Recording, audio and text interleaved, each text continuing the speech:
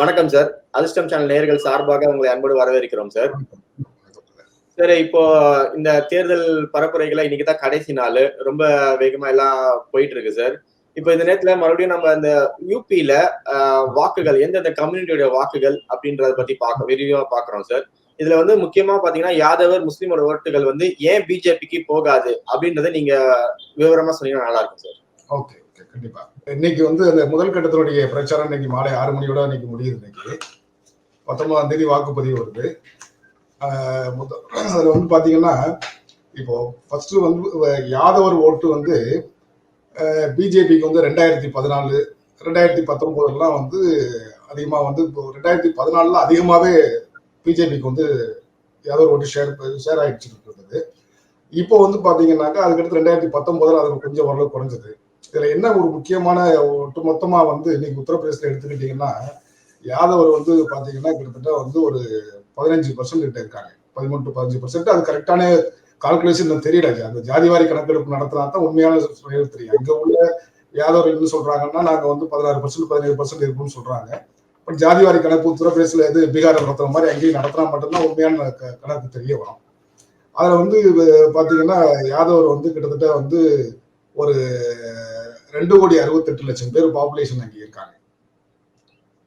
2,68,00,000 பேர் வர்றாங்க. முஸ்லிம்ஸ் வந்து பாத்தீங்கன்னாக்கா வந்து கிட்டத்தட்ட 19%. 19%ல அவங்க வந்து ஒரு 3,84,00,000 பேர் வருது. இதுவே கிட்டத்தட்ட பாத்தீங்கன்னா 6.5 கோடி வந்துருது பாப்புலேஷன். யாதவ் முஸ்லீம் பாப்புலேஷன் மட்டுமே உத்தரப்பிரதேசத்துல வந்து டோட்டல் பாப்புலேஷன் அப்படின்னு பாத்தீங்கன்னாக்கா கிட்டத்தட்ட 20 கோடி பேர் இருக்காங்க. 20 கோடி பேர்ல வந்து இவங்க இந்த ரெண்டு கம்யூனிட்டி முஸ்லீம்ஸ் அண்ட் யாதவ் பாப்புலேஷனே கிட்டத்தட்ட 6 to 6.5 கோடி வந்துடுறாங்க.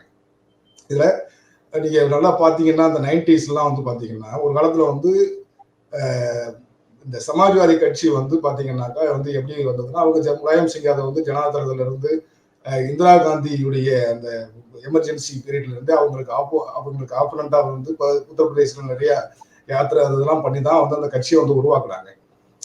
ஒரு மிகப்பெரிய வந்து லோகியா ராமநகர் லோகியாவுடைய சீடர்கள் யாராருன்னு கேட்டீங்கன்னா முலாயம் சிங் யாதவ், ஜார்ஜ் பெர்னாண்டஸ், லாலு பிரசாத் யாதவ், சரத் யாதவ் போன்ற ஒரு ஆளுமை மிக்க தலைவர்கள் வந்து இந்த 2 மாநிலத்துல இருந்தாங்க. உத்தரப்பிரதேசம் அண்ட் பீகார் இந்த 2 மாநிலத்திலுமே பாத்தீங்கன்னா முலாயம் சிங் யாதவ், ஜார்ஜ் பெர்னாண்டஸ், லாலு பிரசாத், சரத் யாதவ் 4 பேருமே வந்து மிக ஆளுமை மிக்க தலைவர்கள். இவர்களுடைய காலத்துல வந்து பிஜேபினால வந்து இந்த 2 மாநிலத்திலுமே அவங்களால கால் ஊன்ற முடியல. அது குறிப்பா உத்தரப்பிரதேசத்துல வந்து பாத்தீங்கன்னாக்கா பிஜேபி எவ்வளவோ வந்து அந்த மாநிலத்துக்குள்ள வந்து அவங்க வந்து ஆட்சியை பிடிச்சிக்கலாமே தவிர மத்தியில் அவங்களால ஆட்சி அமைக்க முடியல. அதுக்கு காரணம் என்னன்னு கேட்டீங்கன்னாக்கா நல்லா வந்து உங்களுக்கு அஜித் சிங் இருந்தாரு, முலாயம் சிங் யாதவ் இருந்தாரு. இவங்க எல்லாம் வந்து நல்ல ஒரு ஆளுமை மிக்க தலைவர்களா இருந்ததுனால அவங்களால எதுவுமே பண்ண முடியல. அப்ப பிஜேபி என்ன நினைக்கிறாங்க அப்படின்னு சொன்னாக்கா இந்த யாதவ் டாமினேஷனை வந்து ஒழிக்கணும். இதை காலி பண்ணா தான் நாம வந்து மத்தியில வந்து நம்ம வந்து பவர் பாலிடிக்ஸ் வர முடியும். இந்த உத்தரப்பிரதேசலையும் பீகார்லயும் உள்ள யாதவ் டைனாசிட்டியை வந்து காலி பண்ணணும் அப்படிங்கறத ஒரு முடிவு எடுக்கிறாங்க. அதனுடைய விளைவு வந்து என்னன்னு பாத்தீங்கன்னாக்கா அப்ப உங்களுக்கு தெரியும் லாலு பிரசாத் யாதவ் வந்து அவரை தூக்கி ஜெயில தூக்கி போட்டு அவர் கிட்டத்தட்ட ஒரு 3 வருஷம் 4 வருஷம் ஜெயில வச்சு உடல்நிலை சரியில்லாம இன்னைக்கு வந்து கிட்னி டிரான்ஸ்பிளான்டேஷன் பண்ணி அந்த அளவுக்கு வந்து மோசமான ஒரு உடல் இதுக்கு போயிட்டாரு. அதுக்கடுத்து முலாயம் சிங் யாதவுக்கும் வந்து இதாயிடுச்சு. அதுக்கடுத்து திரும்ப வந்து அகிலேஷ் யாதவ் வந்து அந்த இடத்த வந்து தக்க வச்சு இன்னைக்கு ஒரு அவங்களுக்கு பிஜேபிக்கு வந்து இன்னைக்கு ஒரு மிகப்பெரிய ஒரு அரசியல் எதிர்ப்பு அரசியல் பண்ணிட்டு இருக்காரு. அதே மாதிரி பீகார்ல பாத்தீங்கன்னாக்கா வந்து தேஜஸ்விக்கு நல்லா பவர்ஃபுல்லா பண்ணிட்டு இருக்காரு. இப்போ உங்களுக்கு வந்து இப்போ அவங்க வந்து ஒட்டு மொத்தமா வந்து உத்தரப்பிரதேசம், பீகார், நார்த் இந்தியாவில் உள்ள யாதவ் மட்டும் இல்லை, ஆல் ஓவர் இந்தியாவில் உள்ள யாதவர்களுக்கு வந்து என்ன ஒரு இது வந்துருச்சுன்னா இந்த பிஜேபி வந்து இந்த யாதவர்கள் வந்து ஆட்சிக்கு வரக்கூடாது, அரசியல் அதிகாரத்துக்கு வரக்கூடாது, அதை அவங்க தடுக்கிறாங்க அப்படிங்கிற எண்ணம் வந்து பரவலா எல்லா ஆல் ஓவர் இந்தியாவில் யாதவர்கள் மத்தியில அந்த எண்ணம் வந்து உருவாயிருச்சு. சமாஜ்வாதி கட்சியை ஒழிக்கணும்னு நினைக்கிறாங்க, ராஷ்டிரிய ஜனதா ஒழிக்கணும்னு நினைக்கிறாங்க. அப்ப ஏன் நம்ம வந்து பிஜேபிக்கு ஓட்டு போடணும்? இப்ப நீங்க வந்து பாத்தீங்கன்னா உத்தரப்பிரதேசல வந்து ஒரு சீட்டு கூட வந்து யாதவர்கள் கொடுக்கல. இப்ப கிட்டத்தட்ட வந்து 80 சீட்டுல அந்த கூட்டணி வந்து பிஜேபியோட கூட்டணியில 80 தொகுதிகள்ல நான் யாதவுக்கு தான் கொடுக்குறாங்களே தவிர நான் ஓபிசி, அதாவது யாதவ் எல்லாம் ஓபிசிகளுக்கு தான் சீட்டு கொடுக்குறாங்க. யாதவருக்கு ஒரு சீட்டு கூட நீங்க இந்த எலெக்ஷன்ல வந்து கிடையாது. போன தேர்தலில் ஒரே ஒரு சீட்டு கொடுத்தாங்க 2019. அதையும் இந்த முறை எடுத்துட்டாங்க. அதே மாதிரி வந்து முஸ்லீம் வந்து பாத்தீங்கன்னாக்கா எங்கேயுமே ஒரு கூட கேண்டிடேட் கூட கிடையாது உத்தரப்பிரதேசத்துல. இது எல்லாமே வந்து உங்களுக்கு வந்து இப்ப எல்லாருடைய இப்போ மனசுலயுமே வந்து என்ன தோணுதுன்னா, அப்ப நம்ம வந்து எதிராக அந்த யாதவர்களுக்கு எதிராக இந்த பாரதிய ஜனதா கட்சி இருக்கு, அப்ப ஏன் நம்ம அவங்களுக்கு வாக்கு போடணும், வாக்கு செலுத்தணும் அப்படிங்கிற எண்ணம் வந்து இந்த 2022 சட்டமன்ற தேர்தலில் இருந்து அது உருவாயிடுச்சு. இதை தெரிஞ்சுக்கிட்ட பிஜேபி, அதனால இப்ப எதுவும் யாதவர்களுக்கு நம்ம சீட்டு கொடுக்கறதுனால நமக்கு என்ன பிரயோஜனம் இருக்கு, அவங்க நமக்கு வாக்கு சீட்டு ஓட்டு போட போறது கிடையாது அப்படின்னு சொல்லிட்டு அவங்க என்ன பண்றாங்கன்னா, ஒரு யாதவ ஒரு கம்யூனிட்டியே வந்து இன்னைக்கு பாரதிய ஜனதா கட்சி வந்து ஒரு எதிரியா தான் பாக்குது. அதனால வந்து அந்த சீட்டை கொடுக்கறதுல அவங்க புறக்கணிக்கிறாங்க. அதே மாதிரி முஸ்லீம் சமுதாயத்தையுமே வந்து அவங்க என்ன பண்றாங்கன்னா, ஒரு சீட்டு கூட கொடுக்கல. ஆனா போன 2014லயும் சரி 2019லயும் சரி இந்த 2 தேர்தலையுமே வந்து முஸ்லீம் வந்து பிஜேபிக்கு வாக்கு செலுத்தினாங்க. ஆனா வந்து அந்த அந்த வாக்குகளை பெற்றுக்கொண்ட பிஜேபி அவங்களுக்கு கைமாறா வந்து அவங்களுக்கு யாருக்குமே வந்து உரிய பிரதிநிதித்துவம் கொடுக்கல. அதனால வந்து யாதவர்கள் வந்து மிக உச்சமான கோபத்துல இருக்கிறாங்க. அவங்களுக்கு வாக்கு பிஜேபிக்கு போடவே கூடாது. ஏன்னா அவங்க வந்து அந்த யாதவ் ஒரு காலத்துல வந்து பாத்தீங்கன்னா பார்லிமெண்ட்ல வந்து பீகார், உத்தரப்பிரதேஷ், மத்திய பிரதேஷ், ராஜஸ்தான் இந்த மாநிலங்கள்ல வட மாநிலங்கள்ல பாத்தீங்கன்னா குறைஞ்சது ஒரு 60 யாதவ் எம்பிஸ் இருப்பாங்க. இன்னைக்கு வந்து சமாஜ்வாதியும் ஒழிக்கணும்னு நினைக்கிறாங்க, ராஷ்டிரிய ஜனதா தளத்தையும் ஒழிக்கணும்னு நினைக்கிறாங்க. அதே போல மற்ற மாநிலங்கள்லயும் அவங்களுக்கு யாதவர்களுக்கு வந்து சீட்டு கொடுக்கறது இல்லை, புறக்கணிக்கிறாங்க பிஜேபி. அதனால நாம ஏன் பிஜேபி நம்மளை புறக்கணிக்கும் போது நாம ஏன் பிஜேபியை புறக்கணிக்க கூடாது அப்படின்னு சொல்லிட்டு யாதவர்கள் இந்த 2024 வந்து அவங்களுக்கு பிஜேபிக்கு வந்து யாதவர்கள் வாக்குங்கிறது வந்து போறதுக்கு உண்டான வாய்ப்புகள் குறைவு. நீங்க அதை வந்து அவங்க இந்த முறை சீட் செலெக்ஷன்லயே வந்து பாத்தீங்கன்னாலே தெரியுது, யாருமே ஒரு யாதவர் கூட சீட்டு கொடுக்கல. அதனால வந்து யாதவர்கள் அத்தனை பேருமே வந்து அவங்களுக்கு பிஜேபிக்கு எதிராக தான் இருக்கிறாங்க. இது வந்து இந்தியா கூட்டணிக்கு வந்து காங்கிரஸ், சமாஜ்வாதிக்கு ஒரு மிகப்பெரிய ஒரு இந்த 2024 தேர்தலில் வந்து உத்தரப்பிரதேஷ் மட்டும் இல்லை, பீகார் மற்ற வந்து நார்த் இந்தியாவில் உள்ள அத்தனை மாநிலங்கள்லயே இது வந்து எதிரொலிக்கும். அது ஒரு மிகப்பெரிய வந்து ஒரு பின்னடைவு பிஜேபிக்கு வந்து. அது கிட்டத்தட்ட ஒரு 15% வாக்கு உள்ள ஒரு சமுதாயத்தை வந்து புறக்கணிக்கிறாங்கன்னா அவங்க எப்படி அந்த கட்சிக்கு வந்து ஓட்டு போடுவாங்க? அதே மாதிரிதான் முஸ்லீம் 19% உள்ள முஸ்லீம் மக்களுக்கும் ஒரு சீட்டு கூட கொடுக்கல. இப்ப இது வரைக்கும் வந்து பாத்தீங்கன்னா கேரளாவில மட்டும் மலப்புரம் தொகுதியில ஒரே ஒரு சீட்டு மட்டும் கொடுத்திருக்காங்க. டாக்டர் அப்துல் சலாம் சொல்லிட்டு அவர் வந்து கேலிக்கட் யூனிவர்சிட்டியில முன்னாள் வைஸ் சான்சலர், அவருக்கு மட்டும் இந்தியாவிலே ஒரே ஒரு சீட்டு மட்டும் தான் கொடுத்திருக்காங்க முஸ்லீம்ல. யாதவ்ல வந்து யாருக்குமே சீட்டு கொடுக்கவே இல்லை. யாதவ் அந்த ராஜஸ்தான்ல ஒருத்தர் கொடுத்திருக்கிறாங்க, பூபேந்தர் யாதவ்னு சொல்லிட்டு, அவர் மினிஸ்டர், அவரை புறக்கணிக்க முடியாதனால ஒரு சீட்டு கொடுத்திருக்கிறாங்க. அதனால வந்து இந்த தேர்தலில் வந்து யாதவர்களை தவிர்த்து மற்ற ஓபிசி ஓட்டுகள் வந்தா போதும் அப்படின்னு நினைக்கிறாங்க. இப்ப அதனாலதான் அவங்க வந்து இந்த முறை வந்து சீட் ஷேரிங்கோட வந்து பாத்தீங்கன்னா நான் யாதவ் ஓபிசிலேயே வந்து யாதவரை தவிர்த்து இதுவரைக்கும் உள்ள 26 சீட்ல, இது வந்து 3 பேஸ் எலெக்ஷன் நடக்குது இல்லையா, 26 சீட்டுக்கு நடக்குது. இந்த 26 சீட்டுகள்ல ஓபிசிக்கு வந்து 10 சீட்டு கொடுத்துருக்காங்க. அதுல வந்து யாதவுக்கு கிடையாது. அதுக்கடுத்து அப்பர் கேஸ்டுக்கு 10 சீட்டு கொடுத்துருக்காங்க. அதுக்கடுத்து தலித்துக்கு வந்து 4 சீட்டு கொடுத்துருக்காங்க. அதுக்கு 4மே ரிசர்வ் கான்ஸ்டிடியூன்சி. 26ல 4 ரிசர்வ் கான்ஸ்டிடியூன்சி வருது, அதுல 4 தலித்துக்கு கொடுத்துருக்காங்க. அது வந்து அவங்களால தவிர்க்க முடியாது, அது கொடுத்தா ஆகணும், அதெல்லாம் கொடுத்துருக்காங்க. முஸ்லீமுக்கு 0, யாதவுக்கு 0. அதே மாதிரி அவங்க இந்த தேர்தலை பொறுத்தவரை முக்கியமா வந்து அவங்க பிரதிநிதித்துவம் கொடுக்கறது வந்து பாத்தீங்கன்னா அப்பர் கேஸ்டுக்கு தான் அதிகமான பிரதிநிதித்துவம் கொடுத்துருக்காங்க. இப்ப இதுலயுமே இந்த 26 இந்த 3 பேஸ் நடக்கக்கூடிய 26 சீட்லயுமே வந்து 2 தொகுதியில் அவங்களால ஆள் போட முடியல. இது வரைக்கும் மெயின்பூரியில ஆள் போட முடியல, ஃபெரோசாபாத்ல ஆள் போட முடியல.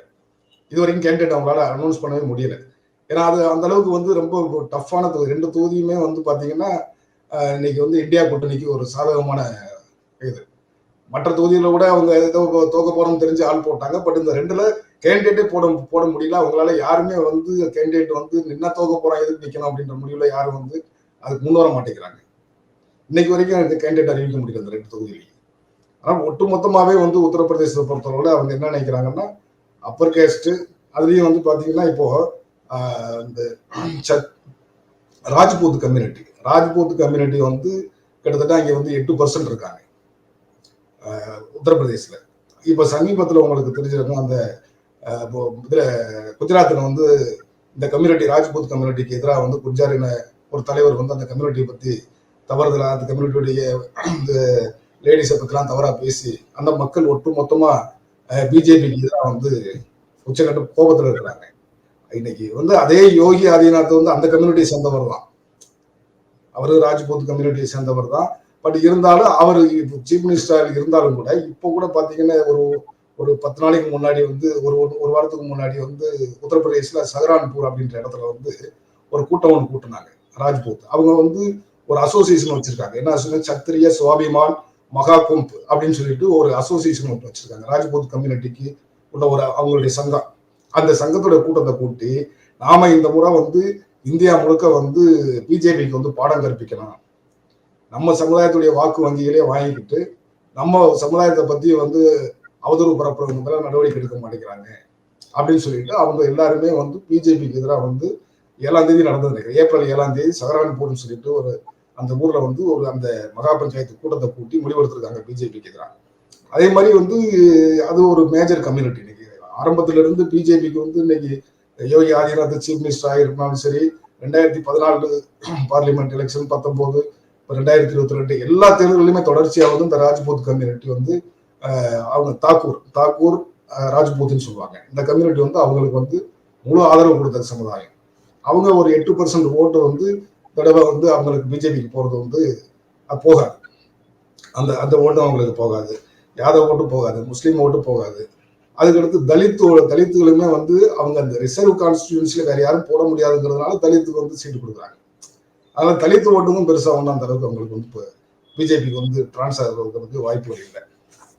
அது போக வந்து பாத்தீங்கன்னா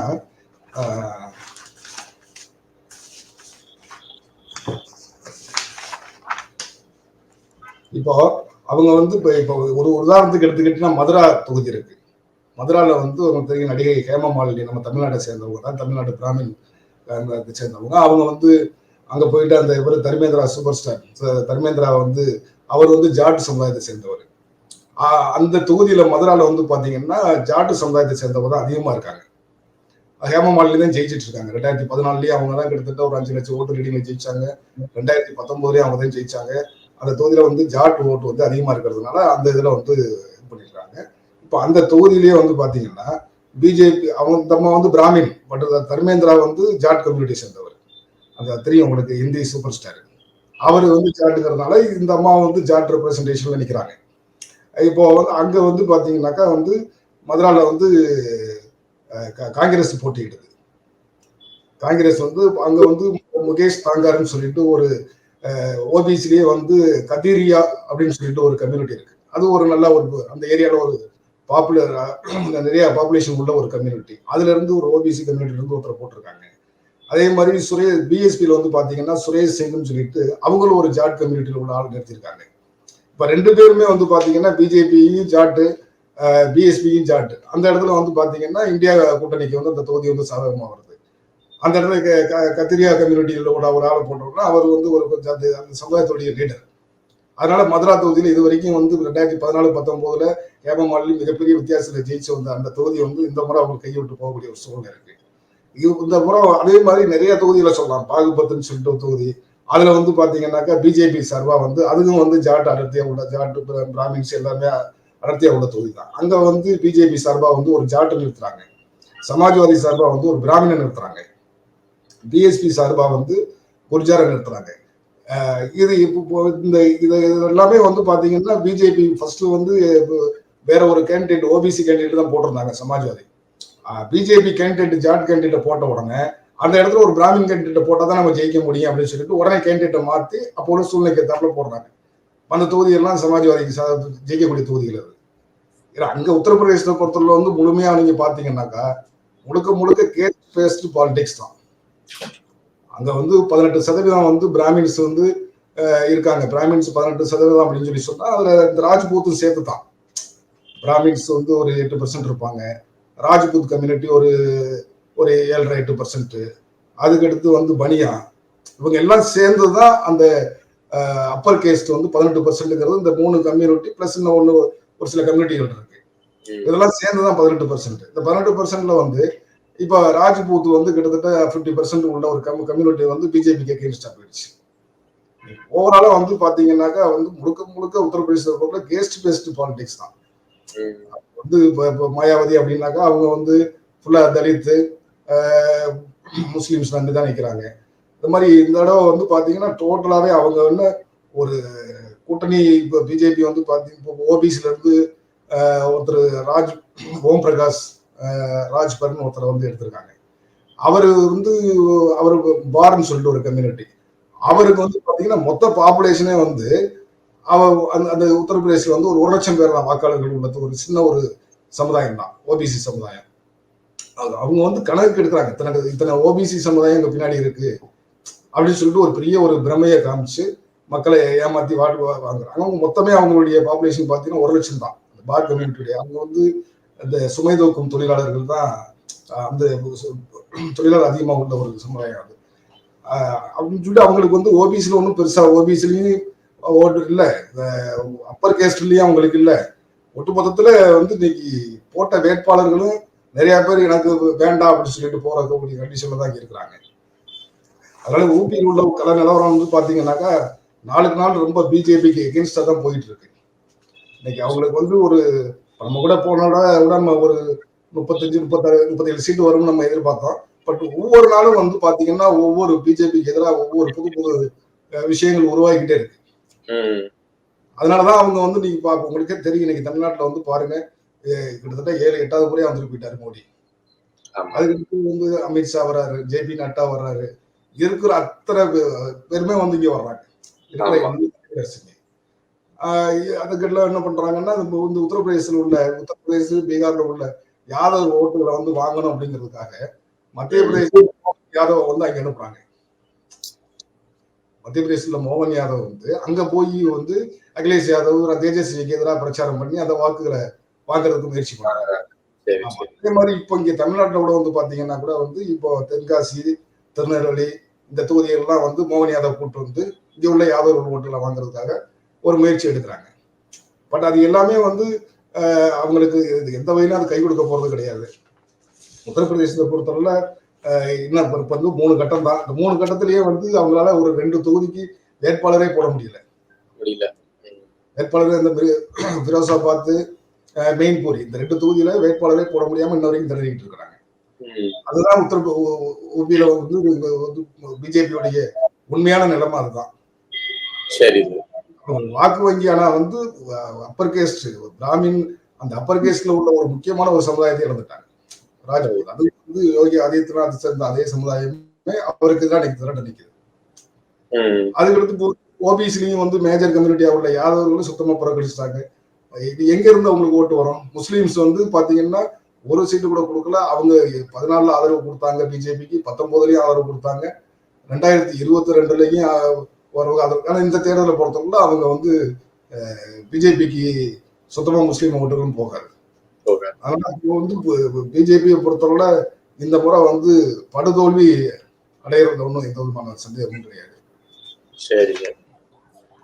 ஒரு ஒரு ஒரு 3 நாள், ஒரு 2-3 நாட்களுக்கு முன்னாடி வந்து இந்தியா டுடே வந்து ஒரு கருத்து கணிப்பு ஒன்று போட்டிருந்தாங்க. அதாவது வந்து அதுல வந்து உத்தரப்பிரதேசல வந்து இந்தியா கூட்டணியுடைய ஓட் பேங்க் வந்து ஓட் ஷேரிங் வந்து கூடி இருக்கு அப்படின்னு சொல்லிட்டு ஒரு கால்குலேஷன் சொல்லியிருந்தாங்க.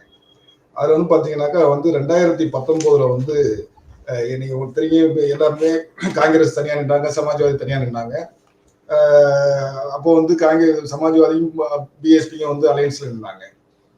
அப்போ வந்து பாத்தீங்கன்னா சமாஜ்வாதிக்கு வந்து கிடைச்ச ஓட் பர்சன்டேஜ் வந்து பாத்தீங்கன்னா 18.1, காங்கிரஸுக்கு வந்து கிடைச்சது வந்து 6.4, 6.4 கிடைச்சது. அப்போ அதுக்கடுத்து 2022 வந்து அங்கே அசம்பிளி எலெக்ஷன் நடந்தது உத்தரப்பிரதேசில. அந்த அசம்பிளி எலெக்ஷன்ல வந்து பாத்தீங்கன்னா அப்போ வந்து பிஜேபி வாங்கினது வந்து 50%. 2019 பொது தேர்தலில் வந்து பிஜேபிக்கு கிடைச்ச சதவீதம் வந்து பாத்தீங்கன்னாக்கா வந்து 62 சீட்டு, 50% ஓட்டு வாங்கிடுறாங்க, 50%. இப்போ வந்து 2020 நடந்த அசம்பிளி எலெக்ஷன்ல வந்து பாத்தீங்கன்னா பிஜேபிக்கு வந்து 2014, 18, 2022 எப்படி அந்த ஓட் ஷேரிங் வந்து குறைஞ்சிட்டு இருக்கு அப்படிங்கிறத நம்ம பார்க்கணும். பிஜேபிக்கு வந்து பாத்தீங்கன்னாக்கா 2022 வந்து 2019 பார்லிமெண்ட் எலெக்ஷன்ல 50% ஓட்டு வாங்கின பிஜேபி 2022 நடந்த அசம்பிளி எலெக்ஷன்ல வந்து அவங்களுடைய ஓட்டு சதவீதம் வந்து 41% குறையும். அதே 2019 வந்து வெறும் 18.1% வாங்கின சமாஜ்வாதியுடைய ஓட் பேங்க் வந்து 2022 வந்து பாத்தீங்கன்னாக்கா 33% இன்க்ரீஸ் ஆகுது. அப்படியே கிட்டத்தட்ட டபுள் ஆயிடுது 2022 அசம்பிளில வந்து. அதுல வந்து பாத்தீங்கன்னாக்கா வந்து பிஜேபியுடைய ஓட் ஷேரிங் வந்து பிஎஸ்பியோட ஓட் ஷேரிங் வந்து 2019 வந்து 19% வாங்கின பிஎஸ்பி போன அசம்பிளில வந்து வெறும் 13% போயிடுது 2022 அசம்பிளில. காங்கிரஸுக்கு வந்து பாத்தீங்கன்னா போன அசம்பிளி எலெக்ஷன்ல கம்மியா தான் கிடைச்சிருக்கு. இப்போ ஒரு 3% கிடைச்சிருக்கு. இப்ப நீங்க இதை எல்லாமே நீங்க வந்து கணக்கு பண்ணி அது போக வந்து போன முறை வந்து பாத்தீங்கன்னாக்கா திரிணாமுல் காங்கிரஸ் தனியா நின்னாங்க, ஆம் ஆத்மா பார்ட்டி தனியா நின்னாங்க, தேசியவாத காங்கிரஸ் நின்னாங்க, மார்க்சிஸ்ட் கம்யூனிஸ்ட் தனியா நின்னாங்க, இந்திய கம்யூனிஸ்ட் தனியா நின்னாங்க. இப்படி நிறைய பார்ட்டிகள் அலைடு, அதாவது வந்து இப்ப இந்தியா கூட்டணியில் உள்ள கட்சிகள்லாம் போன முறை வந்து நிறைய தனிச்சு நின்று ஒரு சில ஓட்டுகளை பிரிச்சாங்க. ஓவைசியும் ஓட்டுகளை பிரிச்சாரு. இந்த முறை ஓவைசி நிக்கல. நீங்க இதையெல்லாம் சேர்த்து சமாஜ்வாதி பார்ட்டி, காங்கிரஸ் உடைய இது, மற்ற ஓவரால ஆம் ஆத்மி பார்ட்டி, மற்ற அலைடு பார்ட்டிஸோட ஓட் ஷேரிங் எல்லாம் வந்து பாத்தீங்கன்னா இன்னைக்கு உள்ள நிலவரப்படியே கிட்டத்தட்ட வந்து பாத்தீங்கன்னா ஒரு 37% மேல கிராஸ் பண்ணுது. 37% மேல நமக்கு வந்து கூடுது. 2019 வெறும் 18% இருந்த இது 2022 33% வந்துருச்சு சமாஜ்வாதி. அப்ப நீங்க நீங்க இதுல இருந்தே பாருங்க, அப்படியே டபுளா வரும்போது இப்போ வந்து 2024 நிறைய மாற்றங்கள், உத்தரப்பிரதேசில நிறைய சேஞ்சஸ் இருக்கு. அந்த ஆளுங்கட்சிக்கு எதிரான எதிர்ப்புகள் வந்து கூடிட்டு தான் இருக்கு நாளுக்கு நாள். அதனால வந்து இந்த ஓட் ஷேரிங்கை வச்சு நீங்க பாத்தீங்கன்னாலே இப்போ உள்ள கள நிலவரத்தை நீங்க ஓரளவுக்கு உத்தரப்பிரதேசத்தை பொறுத்தவரை கணிச்சிட முடியும். பிஜேபி எந்த அளவுக்கு படுதோல்விக்கு போகும், இந்தியா கூட்டணி எந்த அளவுக்கு வந்து அதிகமான சீட்டுகளை பிடிப்பாங்க, தேசிய அளவுல வந்து ஒரு அரசியல் மாற்றம் நிகழும் அப்படிங்கிறதுக்கு வந்து இந்தியா டுடே கருத்து கணிப்புல இது வந்து சொல்லியிருக்காங்க. அது வந்து அவங்க பிஜேபிக்கு எதிராக சொல்லலைன்னா கூட நம்ம வந்து இந்த இந்த கடந்த காலத்தினுடைய இந்தியா கூட்டணி பெற்ற வாக்குகளை வச்சு பார்க்கும்போது நம்ம வந்து ஒரு மிகப்பெரிய ஒரு வெற்றி வாய்ப்பு உத்தரப்பிரதேசல உருவாயிருக்குங்கிறது தான் நிஜம். ரொம்ப நன்றி. நன்றி சார், ரொம்ப நன்றி சார். ஊபி கள நிலவரத்தை ரொம்ப அருமையா விளக்குனீங்க சார். ரொம்ப நன்றி சார். மீண்டும் நல்ல கண்டென்ட்டோட நம்ம சந்திப்போம் சார். வணக்கம். சோ இந்த வீடியோ உங்களுக்கு பிடிச்சிருக்கும்னு நினைக்கிறேன். அப்படி பிடிச்சிருந்தா லைக் பண்ணுங்க, உங்க ஃப்ரெண்ட்ஸ்க்கு ஷேர் பண்ணுங்க, மறக்காம நம்ம சேனலை சப்ஸ்கிரைப் பண்ணுங்க. தேங்க்யூ.